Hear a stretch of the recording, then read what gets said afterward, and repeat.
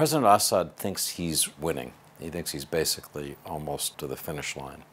I was lucky to travel to Syria in February, traveling with U.S. Special Operations Forces. You walk for block after block and see nothing but flattened buildings. The country is, almost literally a graveyard. Saw the relief that Syrians who come back to their homes feel. Something like normal life resumes after the nightmare of beheadings and butchery that was life under the Islamic State. I was very disappointed when President Trump said that that limited commitment of U.S. forces and power was something he wanted to end as soon as possible. I want to get out. I want to bring our troops back home. I want to start rebuilding our nation. As President Trump made those comments, President Bashar al-Assad in Syria was seeking to complete the final destruction of his adversaries in the Damascus area. And the reports are pretty strong that he used chlorine gas as a weapon of terror. This year, chlorine has been used in other parts of Syria.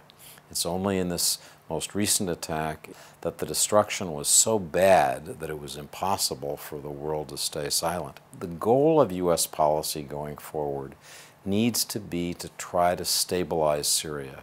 A spasm of retaliation to show that the United States is tough, that we're prepared to hold people accountable, may score well on the political index here at home, but it does almost nothing to stabilize the situation in Syria. All we have to do is look back a year to President Assad's use of chemical weapons. We believe it was sarin nerve gas.